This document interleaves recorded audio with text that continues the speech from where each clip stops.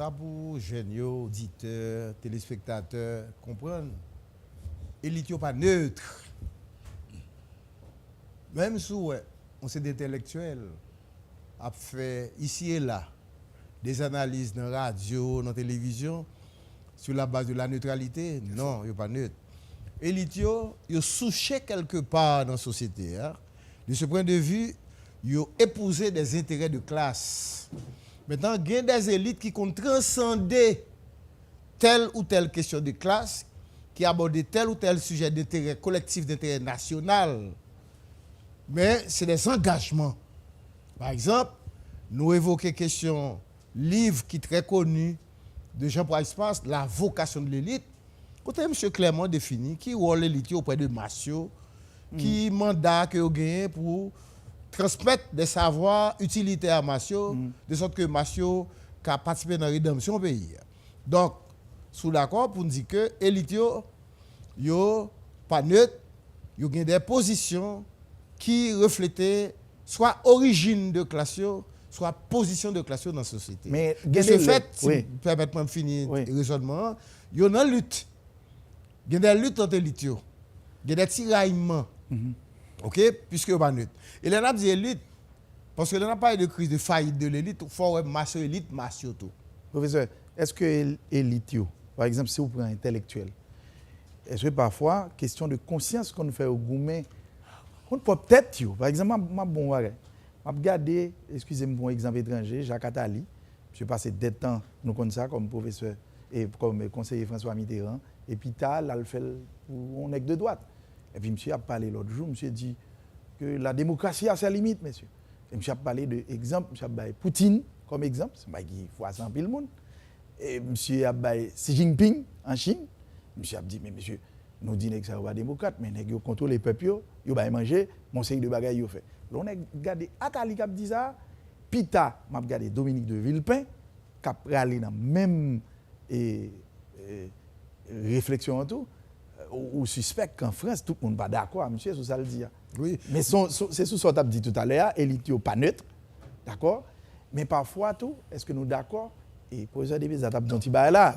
Et il faut y avoir assez de colonnes vertébrales. Bon point. Si on a assez de colonnes vertébrales, parfois, il prend des positions qui pas forcément des positions populaires et que tout le monde est d'accord. Non, professeur. Et élite, le fait que pas neutre, il y a des positions idéologiques. Tout. Et fondamentalement, là, Gougou, ça parlait. Il reflétait position idéologique, c'est-à-dire sa perception de telle ou telle réalité en fonction justement de son engagement comme intellectuel. Donc, c'est-à-dire, il faut faire comme ça. Mais assez souvent, comme vous êtes dans le monde intellectuel là, réalité par nous en Haïti fait nous que engagement intellectuel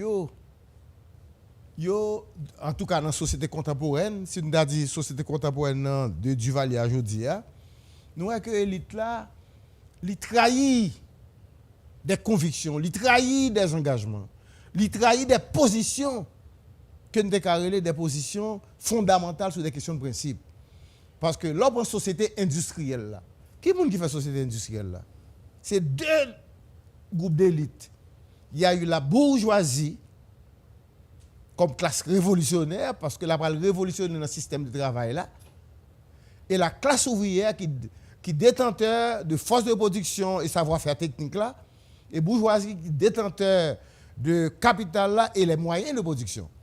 Donc deux classes ça ont une relation conflictuelle autour de la production. Et c'est ça Marx a parlé, l'étudiant a parlé détaché pour dire qu'il y a un groupe dans la classe ouvrière qui a une responsabilité. C'est lui qui a parlé le prolétariat, qui est la fraction éclairée de la classe ouvrière qui a pour un mandat.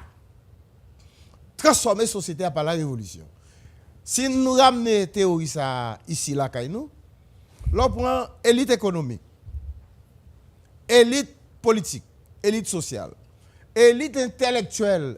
Nous-mêmes, nous détenteurs, entre guillemets, on savoir, nos connaissances que nous passons l'école à apprendre, que nous passons dans l'université à apprendre. Maintenant, question fondamentale, quelle est l'utilité de cette connaissance?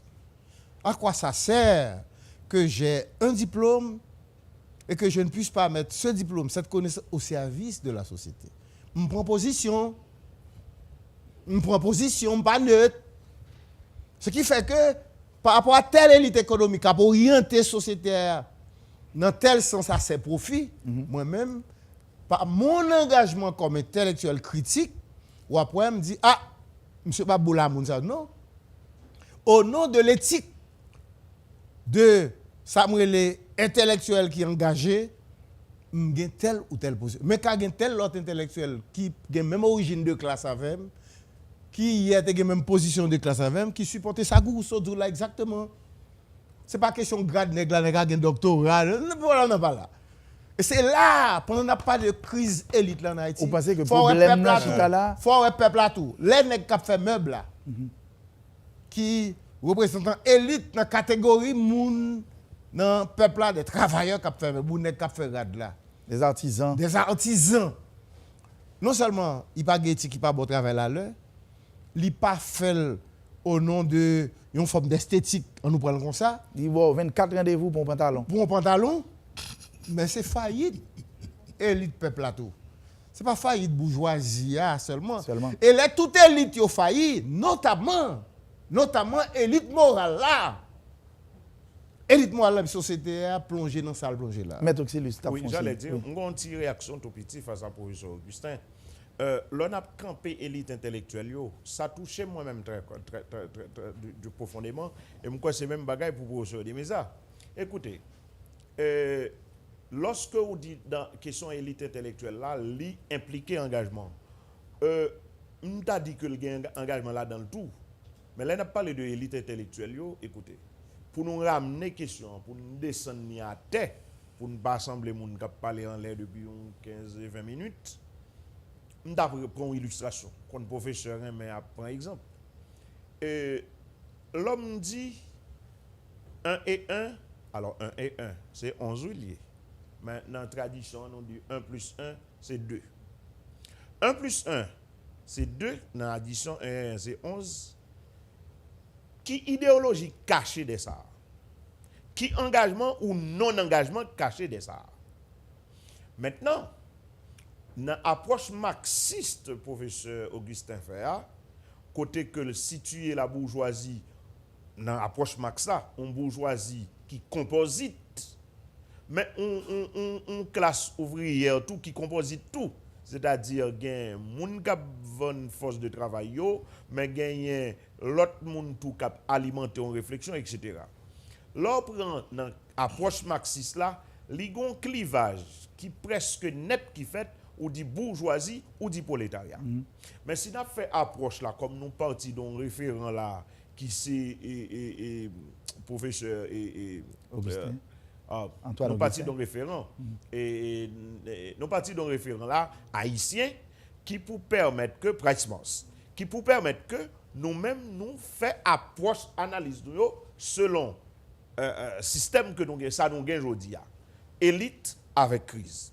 Là nous prenons comme ça, nous avons que nous avons des intellectuels, nous avons des élites intellectuelles, c'est vrai, qui capables d'une forme d'engagement, mais qui capable de des élites intellectuelles tout, qui d'accord que 1 plus 1 fait 2.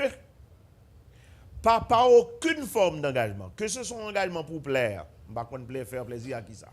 Pas aucune forme d'engagement, 1 plus 1, pas qu'à faire 3. Donc, je crois que là, on a parlé de faillite, comme nous pas dit moi, mais là, on a parlé de crise, ça veut dire nous accentuer sous toi élite ça. Donc, l'on arrive sur l'élite intellectuelle là, nous dit qu'il faut nous d'accord tout que il y a des élites intellectuelles, mais des élites intellectuelles. Il y a des gens qui produisent le savoir scientifique. Il y a des gens qui sont d'accord qu'il a éclairé les lanternes. Maintenant, qui sont prêts à le faire, ou même les professeurs Augustin, professeurs de mes affines formés, ça c'est à vous pour le choisir. Mais l'essentiel, les former pour connaître que 1 plus 1 fait 2. Qu'on a alors fin compte 1 plus 1 fait 2. Et que dans l'autre contexte, on va chercher pour joindre 1 plus 1 font l'autre bagaille. À ce moment-là, il revient à vous-même, comme élite que le fin formé, qui prend une forme d'engagement et qui endosse responsabilité pour tenter de dire 1 + 1 font l'autre bagaille. Vous pensez... Quoique, redressement, ça, c'est l'hymne de faire dans l'approche. Excusez, je ne vais pas parler de polémique avec vous. Ce n'est pas un redressement. Je ne vais pas parler de redressement. Excusez-moi du mot. Non. Là, nous avons parlé d'engagement. D'abord, nous d'accord, une élite, ce n'est pas tout le monde qui est élite. D'accord, ça déjà. Ce n'est pas parce que nous passons l'école, mais élite. Une élite, nous tentons de définir son groupe de monde dans la société, depuis l'Antiquité jusqu'à aujourd'hui, qui détenteur d'un savoir, d'un avoir, d'un pouvoir, qui conférait un statut dans la société, quel que soit le type de société qu'on va analyser, qui permet d'agir dans la société et qui oriente la société dans un sens ou dans l'autre. Il est orienté dans le sens du progrès, tout comme il est orienté dans le sens de la régression. Maintenant, l'MT, pour exemple, ce n'est pas une analyse marxiste en tant que telle. Bon exemple, la société industrielle. Côté Mouton, il y a 2 élites qui ont une relation conflictuelle, qui bâtissent. Je parle d'abord, classe ouvrière, c'est l'élite de la société industrielle là, en relation conflictuelle avec la bourgeoisie. La bourgeoisie a détenteur capital là, et savoir-faire. Même bourgeoisie a tout, par rapport à la période les détenteurs de pouvoir, non seulement ils ont une vision de la société, ils ont une vision du monde, ils ont une forme de contribution, même s'ils ont défendu l'intérêt. Est-ce que vous comprenez? Classe ouvrière a tout, élite par là, le prolétariat. L'époque a une vision. Non, c'est Marx en d'autres termes, la construit vision par là. Donc, mais ils n'ont pas construit vision par là, ça me pas entrecoupé ou. Ils croient que une position pour le prendre.